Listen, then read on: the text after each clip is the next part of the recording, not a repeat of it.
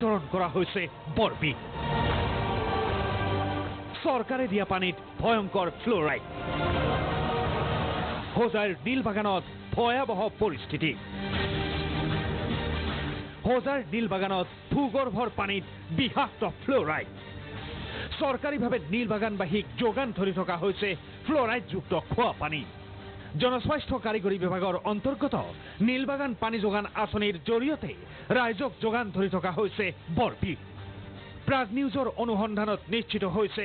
খোৱা পানীত বিষাক্ত ফ্লোৰাইড নিহিত হৈ থকাৰ ভয়ংকৰ তথ্য আনকি জনস্বাস্থ্য কাৰিকৰী বিভাগৰ এছডিঅ প্ৰণৱ দাসেও স্বীকাৰ কৰিছে এই ভয়ংকৰ সত্য কৈছো আমি কিছু মানুহক কৈছো সবকে হয়তো ক'ব পৰা নাই কিন্তু কিছু মানুহক আমি কৈছো ফাইন কৰি আমি ফিল্টাৰ কৰি পানীটো দি আছো কিন্তু এতিয়া পটককে আমি এটা স্কিম পটককে বন্ধ কৰি দিবও দিগদাৰ হয় বন্ধ কৰি দিয়াৰ লগে লগে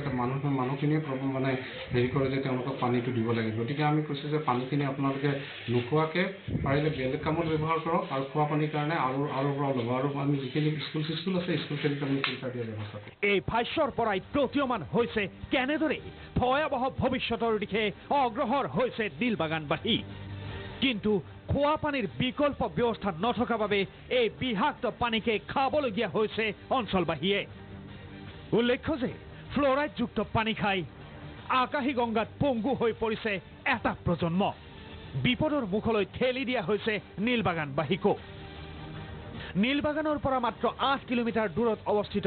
আকাশী গংগাৰ দৰে পৰিস্থিতি এই অঞ্চলতো হ'ব পাৰে বুলি শংকিত হৈ পৰিছে অঞ্চলবাসী এনে ক্ষেত্ৰত বিহিত ব্যৱস্থা গ্ৰহণ কৰাৰ বাবে চৰকাৰক দাবী জনাইছে নীলবাগানবাসীয়ে নীলবাগানৰ পৰা অজিত কুমাৰ শইকীয়া আৰু আব্দুল কাদিৰৰ ৰিপৰ্ট প্ৰাগ নিউজ এজন মহাৰাজ এজন যুৱৰাজ মহাৰাজৰ দেশলৈ আগমন ৰাজপুত্ৰৰ দুয়োৰে সাক্ষাতত পাৰ ভাগিল উন্মাদনাৰ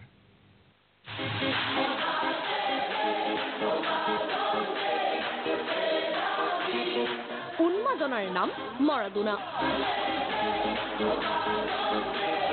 উত্তাল জনতাৰ চিৎকাৰ মাৰাডোনা মাৰাডোনা কলকাতাত আকৌ এবাৰ ফুটবলৰ ৰাজপুত্ৰ মহাৰাজ সৌৰভ গাংগুলীৰ চহৰত ফুটবলৰ যুৱৰাজ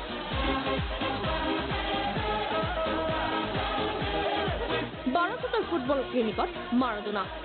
57 বছৰীয়া শৰীৰত যৌৱনৰ চাঞ্চল্য নাই কিন্তু ভৰিৰ পৰা শিল্প আৰু মগজুৰ পৰা ফুটবলে এতিয়াও বিদায় লোৱা নাই এদল উদীয়মান ফুটবলাৰক